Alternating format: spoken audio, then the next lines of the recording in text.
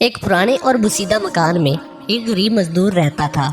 مکان کیا تھا، بس آثار قدیمہ کا کھنڈر ہی تھا۔ غریب مزدور جب سرے شام گھر لوٹتا، اس کی بیوی معصومیت سے کہتی، اب تو گھر کا دروازہ لگوا دے، کب تک اس لٹکے پردے کے پیچھے رہنا پڑے گا؟ اور ہاں، اب تو پردہ بھی پرانا ہو کر پھٹ گیا ہے، مجھے خوف ہے کہیں چور ہی گھر میں نہ گھس جائے۔ شوہر مسکراتے ہوئے جواب دیتا، میرے ہوتے ہوئے بھلا تمہیں کیا خوف؟ فکر نہ کرو، میں ہوں نا تمہاری چوکھٹ۔ غرض کئی سال اسی طرح بحث و مباحثے میں گزر گئے۔ ایک دن بیوی نے انتہائی اصرار کیا کہ گھر کا دروازہ لگوا دو۔ بلا آخر شوہر کو ہار ماننا پڑی اور اس نے ایک اچھا سا دروازہ لگا دیا۔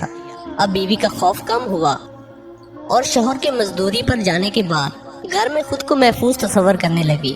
ابھی کچھ سال گزرے تھے کہ اچانک شوہر کا انتقال ہو گیا اور گھر کا چراغ بجھ گیا۔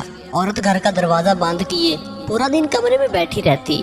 ایک رات اچانک چور دیوار پھلانگ کر گھر میں داخل ہو گیا۔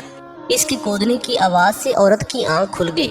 اس نے شور مچایا، محلے کے لوگ آ گئے اور چور کو پکڑ لیا۔ جب دیکھا تو معلوم ہوا کہ وہ چور پڑوسی ہے۔ اس وقت عورت کو احساس ہوا کہ چور کے آنے میں اصل رکاوٹ دروازہ نہیں، میرا شوہر تھا۔ اس چوکھٹ سے زیادہ مضبوط چوکھٹ شوہر تھی۔